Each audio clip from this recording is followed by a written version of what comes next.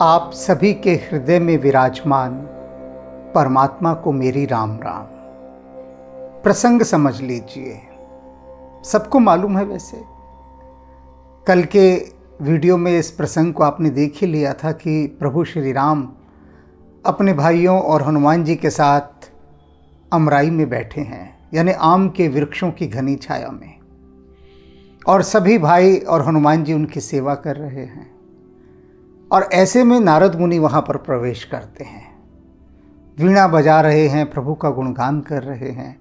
नारद जी का यह स्वरूप तो सभी ने देखा ही है, जाना ही है कि जहाँ भी नारद जी जाते हैं बस प्रभु का गुणगान करते हुए नारायण नारायण नारायण, नारायण का नाम भजते हुए, हाथ में वीणा लिए हुए और अपनी मस्ती में विचरते जाते हैं, विहरते जाते हैं।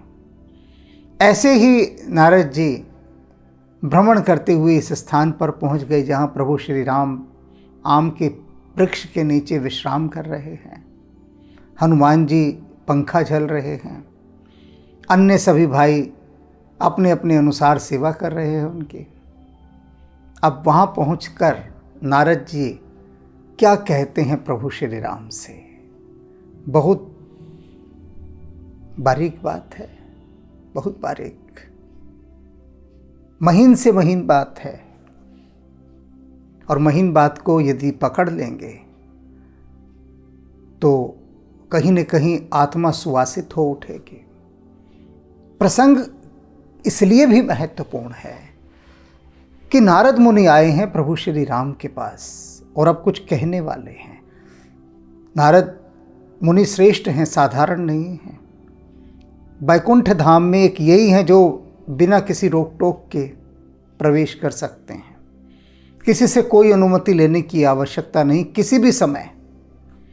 तो जिसे ऐसा अधिकार प्राप्त है, निश्चित रूप से उसकी महिमा कही नहीं जा सकती।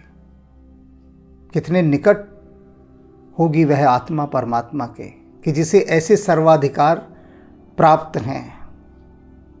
अब सुनते हैं क्या कहते हैं वे प्रभु श्री राम से। कहते हैं, माम अवलोक्य पंकज लोचन, कि हे कमल नयन प्रभु श्री राम, माम अवलोक्य, मेरी तरफ देखिए। अब देखने का क्या मतलब है कि मुझ पर अपनी कृपा दृष्टि डालिए, मुझ पर कृपा कीजिए। अब यहाँ सवाल उठता है, नारद मुनि को यह कहने की क्या आवश्यकता है प्रभु श्री राम से कि मुझ पर अपनी कृपा दृष्टि डालिए। क्या कमी रह गई है कृपा दृष्टि डालने में? सारी कृपा तो डाली हुई है। सर्वाधिकार सुरक्षित एक ऐसा अथॉरिटी लेटर दे रखा है कि भैया रे कभी भी आ जाओ वैकुंठ धाम में, तुमरे को कोई नहीं रोकने वाला, बेधड़क घुस जाओ।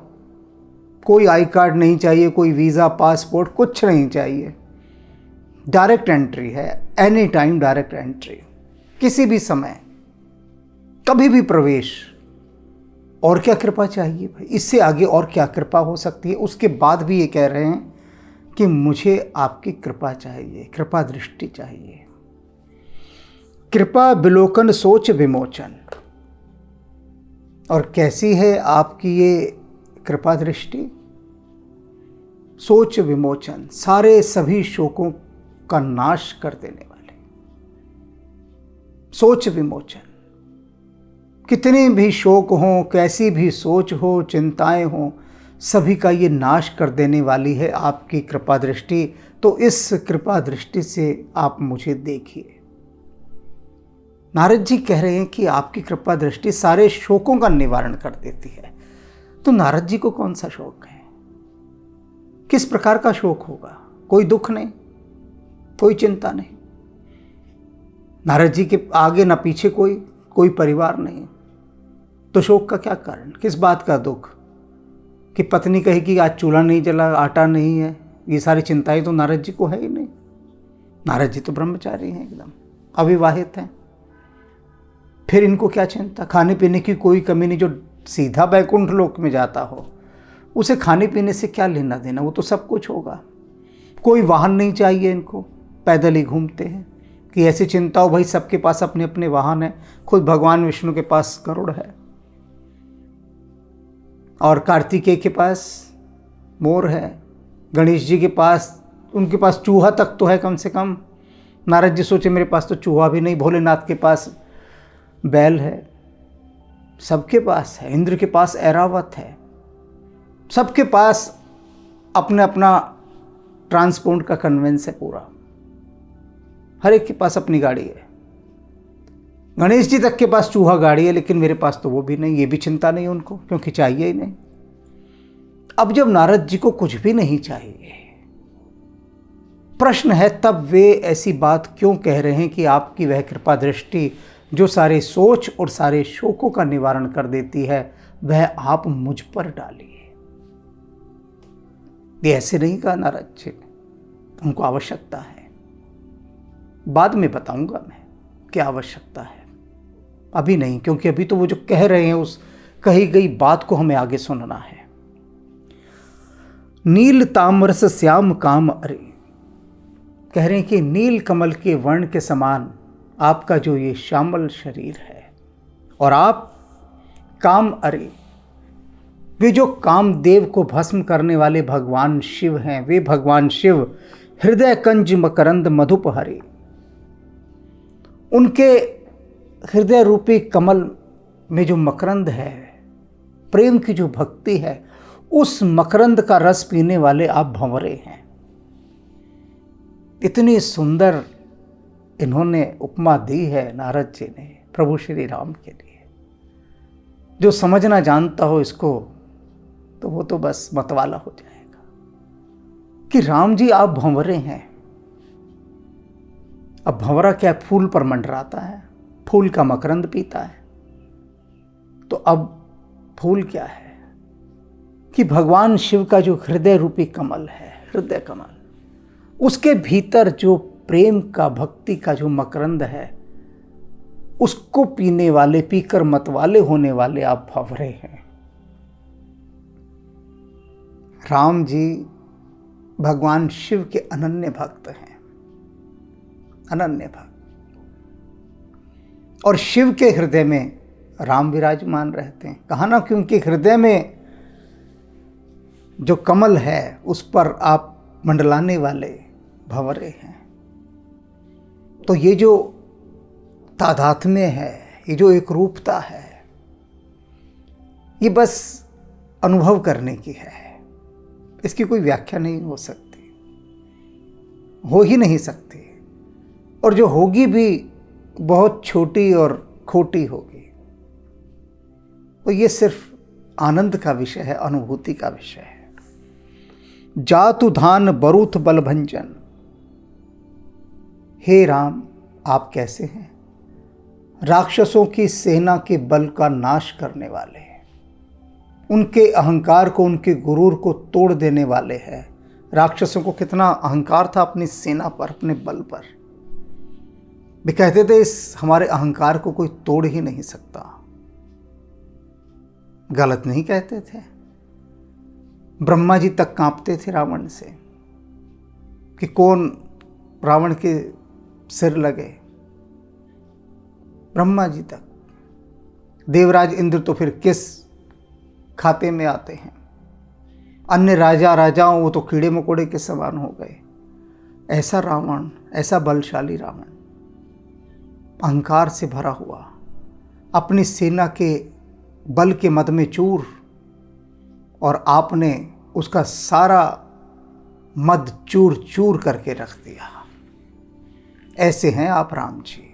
नारद मुनि कह रहे हैं, मुनि सज्जन रंजन, आप कैसे हैं? मुनियों को और सज्जनों को आनंद देने वाले हैं। जंगलों में गए प्रभु श्री राम, तो वनों में जैसे राम का प्रवेश हुआ, सारे ऋषि मुनि प्रसन्न हो गए, सज्जन लोग प्रसन्न हो गए, आनंदित हो गए। क्यों? अब राम आ गए हैं। राक्षस से कहा कि अब हमारा भी बाप आ गया और तुम्हारा भी बाप आ गया, अब आकर मारो हमें जरा, अब दिखाओ मार के। अब तक तो तुम हमें रोज खाते रहे मार मार के, तुम्हारा बाप आ गया है और हमारा भी बाप आ गया है, दोनों का बाप है ये। अब आ जाओ। नहीं आया कोई भी। तो सज्जनों के और साधुओं के, इनके आनंद देने वाले, अघगंजन, पापों का नाश करने वाले राम जहां गए वहां पाप नहीं रहा। ये सारे राक्षस ये पाप का घर थे, चलता फिरता घर पाप का। सबको गंजन कर दिया, सबको मार डाला, सारे पापों को, सबका नाश कर दिया। जो जो आकर ऋषि मुनियों को सताते थे, सबको राम विनाश के द्वार पर ले जाकर छोड़ आए। और विनाश का द्वार यमराज का द्वार है, वहीं छोड़ दिया सबको ले जाकर। भूसुर शशि नववृंद बलाहक। अब कहते हैं कि जो ब्राह्मण है, जो ब्राह्मण रूपी फसल है, छोटी छोटी सी कोमल फसल, उस ब्राह्मण रूपी खेती के लिए तो आप क्या हैं? साक्षात बादल हैं, जल से भरे हुए जलधर हैं आप।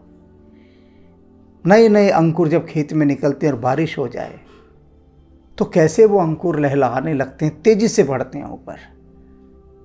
नारद जी कह रहे हैं कि ये जो ब्राह्मण है ना, उन ब्राह्मणों की फसल को लहलहाने वाले आप जलधर हैं।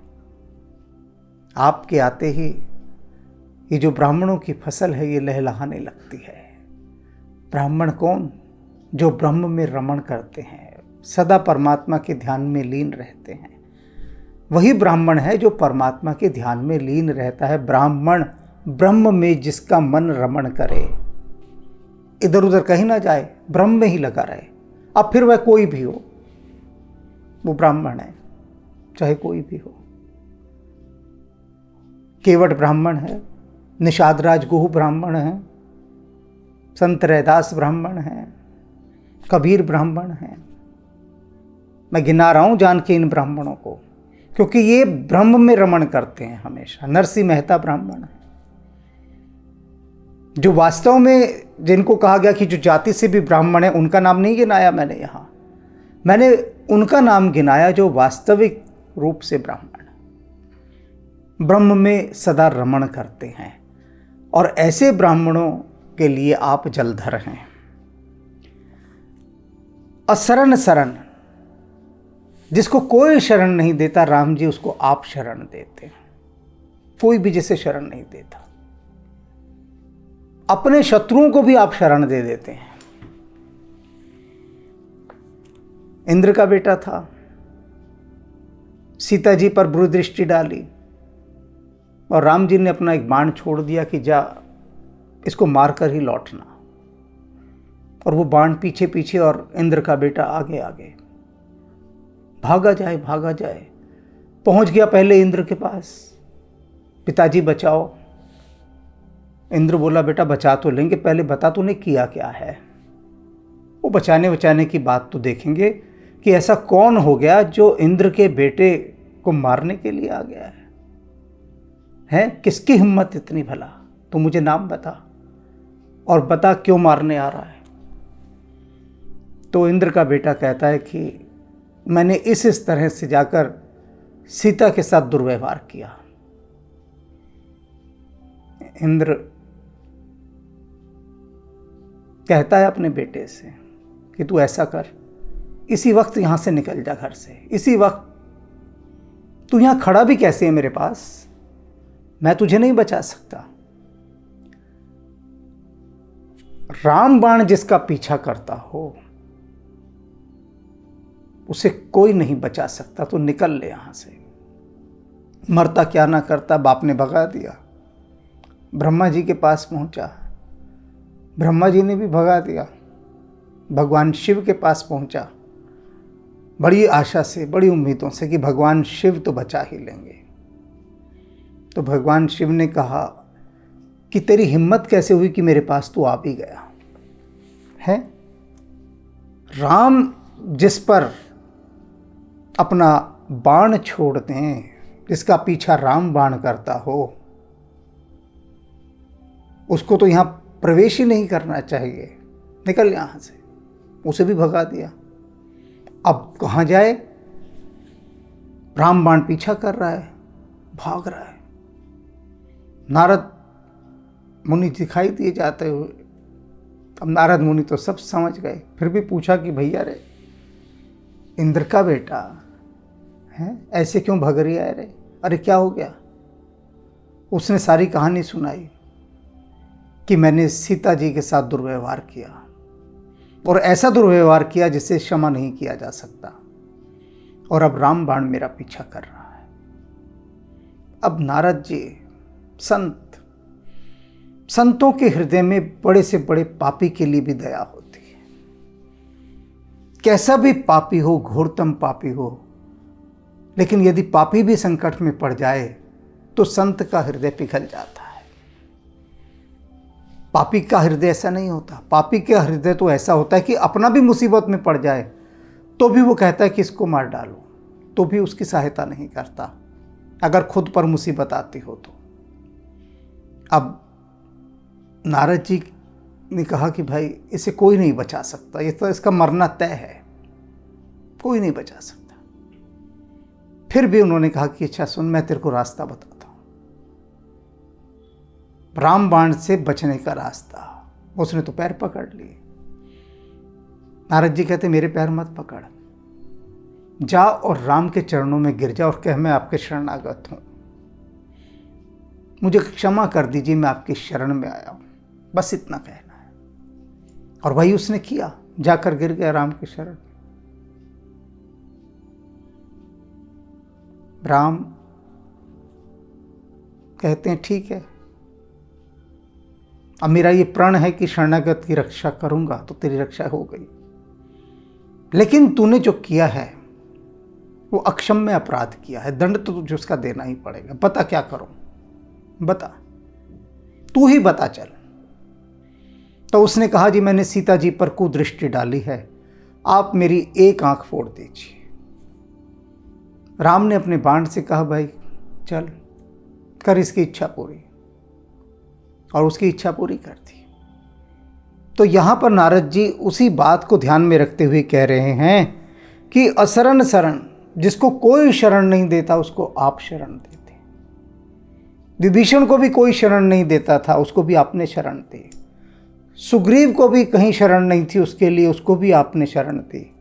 अहिल्या के लिए भी कहीं शरण नहीं थी, उसको भी आपने शरण दी। तो जिसे कोई शरण नहीं देता संसार में, राम जी आप उसे शरण देते हैं। दीन जन गाहक, और जो दीन जन है यानी सताए हुए लोग, उन्हें आप ग्रहण करते हैं, स्वीकार करते हैं, उनकी रक्षा करते हैं, दीन दुनियों की। बिल्कुल ऐसे दुखी हैं, दुख के इतने मारे हैं, बहुत दुखी व्यक्ति को कोई फटक नहीं देता पास, सब दूर से भगा देते हैं। पता है जो इतना दुखी है, लाचार है, वो मदद तो कुछ करेगा नहीं, मदद मांगेगा ही मांगेगा, निश्चित रूप से मांगेगा। तो बेहतर है कि दुखी को दूर ही भगा दिया जाए। लेकिन राम जी आप तो दुखियों को ग्रहण करते हैं, स्वीकार करते हैं, शरण देते हैं, आश्रय देते हैं, रक्षा करते हैं उनकी। ये नारद मुनि अपनी वीणा बजाते हुए प्रभु श्री राम का गुणगान कर रहे हैं। अब गुणगान करते समय बराबर वह यही बात कह रहे हैं कि आप मुझ पर कृपा दृष्टि डालिए, अर्थात इतने लोगों पर डाली है, एक से एक पापी पर आपने कृपा दृष्टि डाली है। हे कमल नयन, मुझ पर भी कृपा दृष्टि डालिए ना। और शुरू में हमने क्या कहा था कि कृपा दृष्टि डालने में कौन सी कसर छोड़ दी है राम जी ने, जो ये फिर से कह रहे हैं। हाँ, कसर रह गई है, राम जी की तरफ से नहीं, नारद जी की तरफ से। नारद जी समझते हैं कि कसर रह गई है। वह कसर कौन सी है, इस पर भी हम प्रकाश डालेंगे, उस कसर पर भी। भुजबल विपुल भार मही खंडित, अभी तो वे गुणगान कर रहे हैं राम जी के गुणों का, उनके समूहों का। कह रहे हैं कि आप भुज बल, आपकी जो भुजाओं का बल है वह इतना महान है कि धरती के बड़े बड़े भार जो थे उन भारों को उन्होंने उठा लिया आपकी भुजाओं के बल में। निश्चरहीन करहूं महे, भुज उठाए प्रण कीन। भुज उठाए, अपनी भुजा उठाकर यह प्रण किया कि इस धरती को राक्षसों से रहित कर दूंगा। और राक्षसों से रहित होना माने धरती निर्भार हुई। धरती पर भार किसका होता है? पाप का ही तो भार होता है। पुण्य में कोई भार होता ही नहीं। पुण्य तो निर्भार होता है, पुण्य में कोई भार नहीं होता, भार पाप में ही होता है। खर दूषण विराद बद पंडित, आप कैसे हैं? खर दूषण और विराद का वध करने वाले पंडित हैं आप, यानी पापियों का वध करने वाले आप पंडित हैं। राम को पंडित कह रहे हैं। कैसे पंडित? जो पापियों को मारते हैं। पंडित का मतलब है यहां एक्सपर्ट, कुशल, कि आप राक्षसों को मारने में बड़े कुशल हैं। अब ये जो 3 राक्षस यहां बताए गए हैं, नारद जी ने बताए अभी, खर, दूषण और विराद, बड़े असाधारण राक्षस थे, बड़े असाधारण, महाबलशाली। और कितने शक्तिशाली थे, कितने बलशाली थे, इस पर हम कल चर्चा करेंगे, क्योंकि विषय बड़ा गहन, गंभीर और गूढ़ है, बहुत गूढ़। निश्चित रूप से जो राम को टक्कर देने आए हों, राम से भिड़ने आए हों, और राम को भी एक प्रकार से ऐसा घेर लेते हों कि एक क्षण को तो राम के भी होश उड़ जाएं कि अरे ये हो क्या रहा है। क्या वो साधारण राक्षस होंगे? सोचिए कि राम तक को जो ऐसे कस ले, ऐसे फांस लें कि राम के लिए भी छूटना मुश्किल हो जाए, दुश्वार हो जाए। क्या वे साधारण राक्षस होंगे? नहीं, बड़े महान और असाधारण राक्षस थे वे, जिन्होंने राम से भिड़ने का माद्दा रखा। भिड़ गए राम से, और ये सोचकर भिड़े कि देखते ही देखते राम को समाप्त कर देंगे। तो कोई साधारण कोटि का हो सकता है क्या ऐसा? है ना? क्या असाधारण था उनमें? उनके उस असाधारण तत्व पर हम कल चर्चा करेंगे, किंतु आज